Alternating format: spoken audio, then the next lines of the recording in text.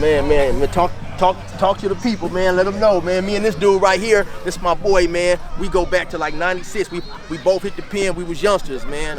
This dude right here, like I said, we opened up Salinas together. We was young, you know. Like I said, especially back then, I never seen us being out, being free, man. You know, we was gang banging, we was out there, and that was our life. You know, we accepted it, and now we all out. You know what I'm saying? So, you know, tell them a little about yourself, man.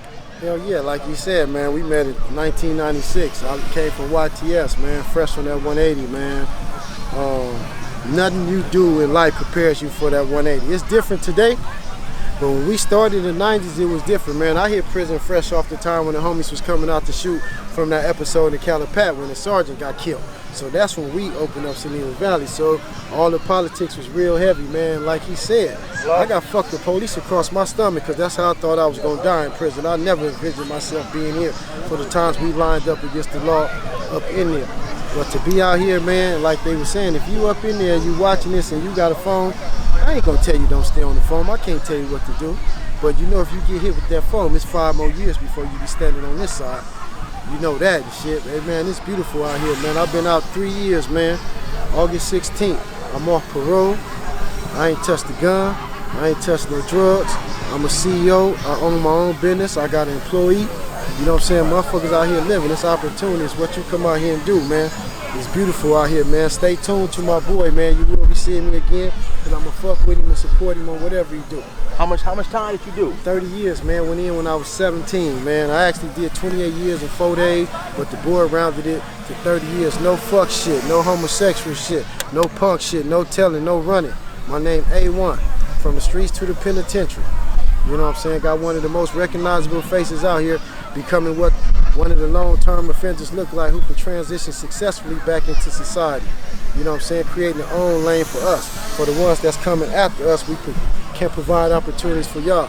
But we out here, man, and so, it's beautiful. So let me ask you this, in your opinion, what was one of the worst prisons that you hit during that stretch that you've done, 28 years? The worst prison that I hit? I did 10 years in Ironwood, so I had its stretches. The hardest year of my life was when Big Ace passed, 1998. We did that 14-month lockdown. You know what I'm saying? I was in Salinas. We did a 14-month lockdown. When you don't come out the cell, you find out what you're about. I think we had about 5 cell killings up there doing that 14 months and shit. So, but the hardest prison, man, none of them was fun to me. Yeah. So, but I'm just saying, like, I don't know, man. I can't say either one, like the hardest one. All of them say I wanted out of all them bitches and shit. The most violent one was Ironwood, though. Give me one story on something violent that you saw up in there, man, that you would never forget. I'm gonna give you a story. No, I ain't gonna give you no story about me. Motherfucker, man, and one of the most violent things I ever seen, man. Motherfucker had a mirror on his back. Motherfuckers think telling is cool. It was consequences. You couldn't hit the yard and did no telling. Motherfucker, I ain't gonna say where he's from, but he had a mirror on his back, man, of his neighborhood. They parked. Shit was one of the flyest pieces I ever seen. They put a sock in his mouth, man, held his arms with some disinfectant, man. They burnt this motherfucking mirror off his back. And you just seen skins of layer just peeling off his back. That's probably the coldest shit I ever seen. All right, so man, it's good to see you again. Like this is the first time that I've seen him since I've been out. We didn't talk a few times, man. Hey, tell the people I sent you that music. What you think of that music, man? Hey, man, fuck with my boy. I still got something in my trunk. I've been passing it around. Y'all know me because I done sent probably like 50 people his music. This is him. Yard down. Everybody who in my phone, I've been sending it to everybody. You know what I'm saying? Everybody feeling it. If you on my Facebook page and you like me, you gonna feel this shit. You know what I'm saying? He coming though. And you know what I'm saying? You better get it you better get it now. Cause the price is steady rising. All right, man. That's my boy, man. You stay safe. All the time, man. All right.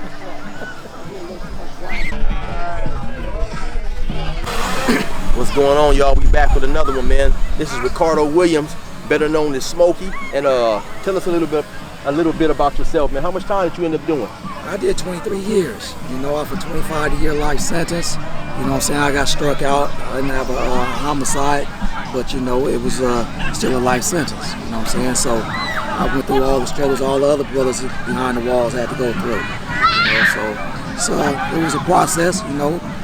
riots, the whole shit, ASA and, the shoot program, the whole 9 yards.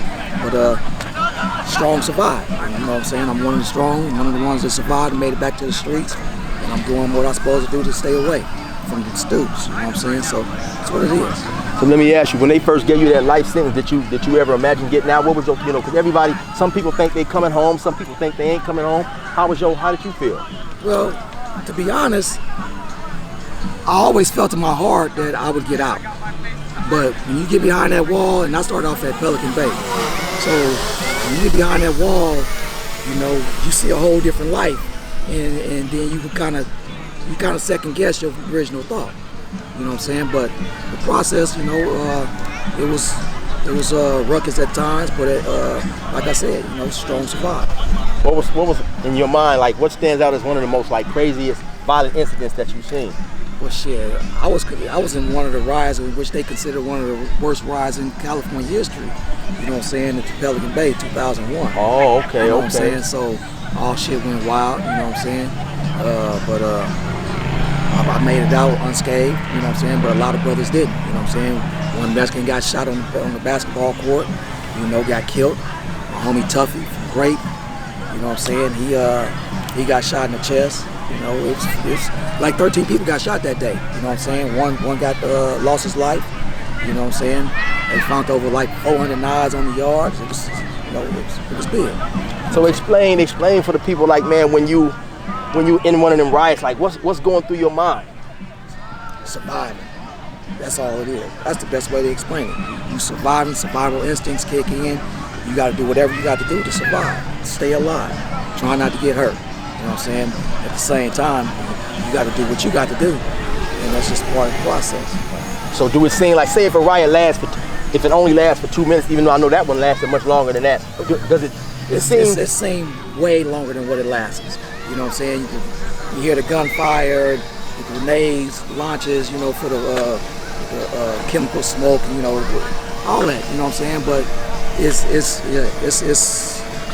a lot longer than what it appears. You know what I'm saying? It seems like it's a long time, but in actuality, some of them is probably only 2 minutes. You know what I'm saying? 4 minutes at the most.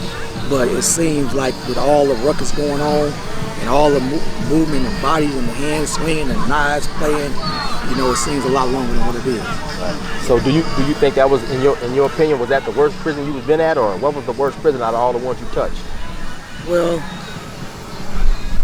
me, I don't consider none of them to be the worst that I've been in, but they got their different reputations, so but I think in actuality Pelican Bay probably was the most severe penitentiary I was at. So how long you been out now? Well, this October will be 2 years. Okay. You know what I'm saying? So as soon as I hit out, I had a plan, you know what I'm saying? Get a job, stay focused, stay away from the bullshit, you know what I'm saying, and live. You know what I'm saying? I had a son out here, a daughter, you know what I'm saying? So, and it's a process. I have to get back out here and, get back with my family, you know what I'm saying? Bam, So everything's back in motion, you know what I'm saying? We bought a house, we living, you know what I'm saying? So truck driving classes and stuff like that while I was working, so it's a process, but if you want it and you want to stay free, you're going to do what you're supposed to do, and that's what I'm doing. Now look, so having life, when you went to the parole board and the commissioner told you were suitable, what was that feeling like? Oh man, it was nothing like it. It was because when you're sitting there and you waiting in that holding tank or wherever they put you at, and you waiting for that 30, 40 minutes, you don't know what their decision gonna be. You in your mind, you thinking and hoping that everything plays out the way you want it to play out, but in so many instances, we know it don't play out that way. But for me, I was blessed and able to regain my freedom.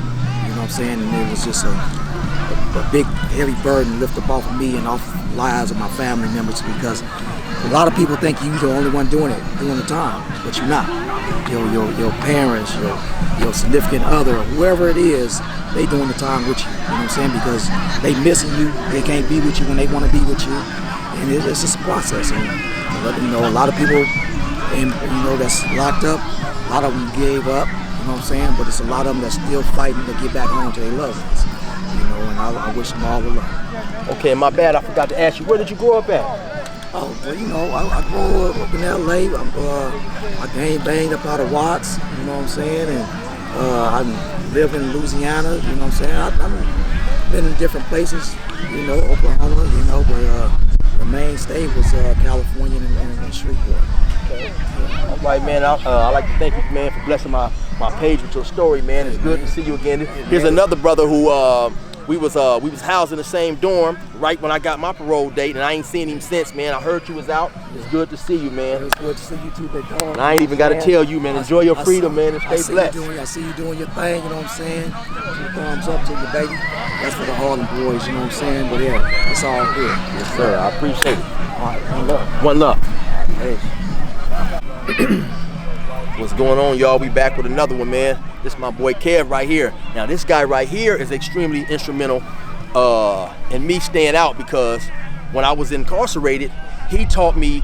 He was running the self-help group, Anger Management, and initially I was real skeptical about it, and you know, but once he got up there, he broke it all down. Sometimes I still resisted and fought a little bit in my mind, but eventually he gave it to me. It all made sense, and I still use a lot of those things today. It actually, for me, it was extremely helpful in helping me just navigate my way through certain situations I wasn't able to navigate myself through before then, had I not met this man. So man, go on and tell us a little about your spiel, man. Where you from, where you grew up, how much time you did, anything that you want to say or don't want to say. Well, my name is Kevin, and grew up in Gardena. Let me see. Did 25 years on a 41 life sentence. Been home about 5 years, 6 months or so. And my story is it's the same story you hear from a bunch of other people. Grew up in the gang lifestyle, went wayward, was doing everything under the sun in the gang lifestyle. Ended up involving myself in a robbery that went bad.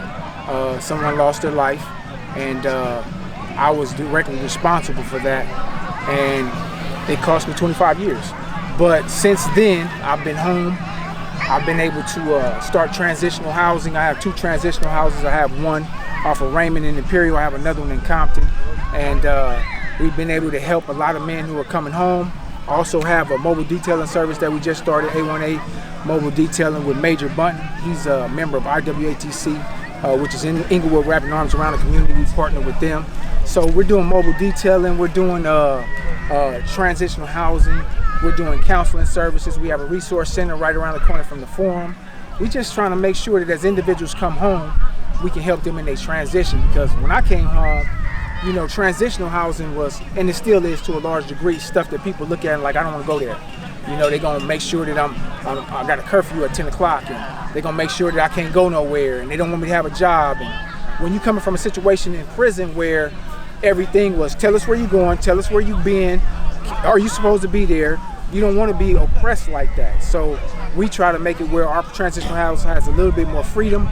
Individuals have a little bit more leeway, because prison makes you dependent. So what we want to do is make you independent.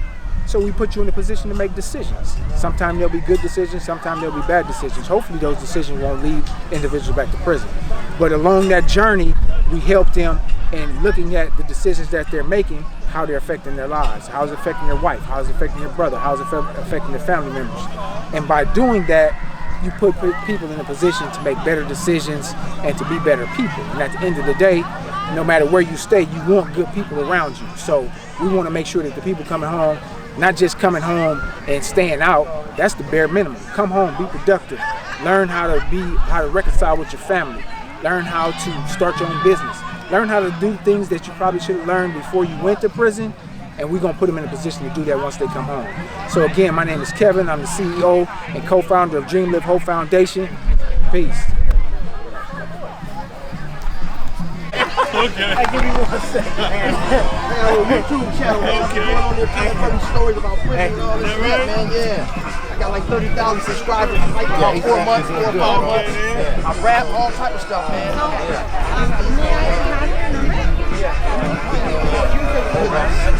What's it called? It all depends on your size. What would you like? What's that? This is a 2X. Yeah, it's too big. But I got some extra larges and larges in the car too. I just brought one instead of bringing everything. Let me see what the extra large look like. Okay. But I want that shirt that you had. This one right here. Yeah, I want a black and a white one. Now, Okay, I don't. What size? What size you wear? See if you got large. Let me see what a medium look like, because it might. You know how they come. Yeah. You know how they come. Yeah, those is $22. Those there. Yeah, it's gonna be a large.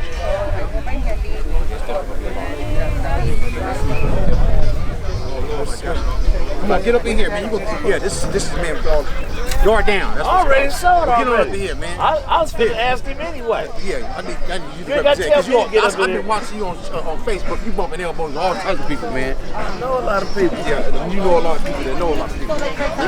Maybe you know what? I may not have Got a 2X. 2X. I'm gonna go to another grand opening right now.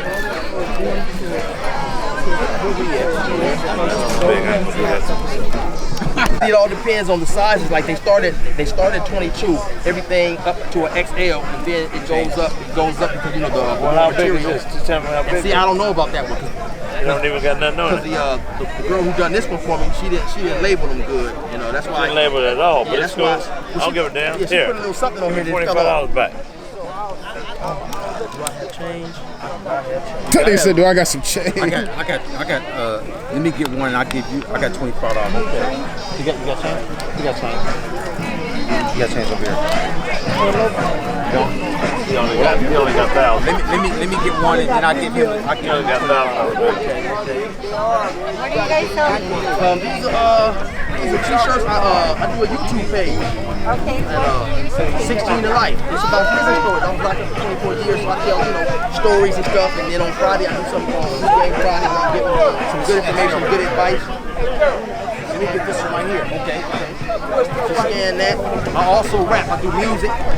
Real good music, too. Yeah, this one right here. This one's here. Yeah, that's mine. Oh, it's yours? No. Oh, I'm sorry. No, you got it now. That's the first one I went to. If not, I have maybe some more sizes. I've been out 3 years. Welcome home. Yeah, congratulations. So how soon after you got out did you start your YouTube business? And how much is the shirt so that I can pay you? The shirt is $24. I started my YouTube business maybe about a year or two after I got out. Initially, see, I rap. And then, so I started doing stories on YouTube because my producer got COVID. So I only had 135 subscribers, and I didn't want my subscribers to disappear. So I just started telling the prison stories. Here, give me off. that one. What is that one say? This one here, this one is this one's kind of messed up. Okay, give me that one right there. I'm just gonna pin it up in our office. Oh, okay. Right here.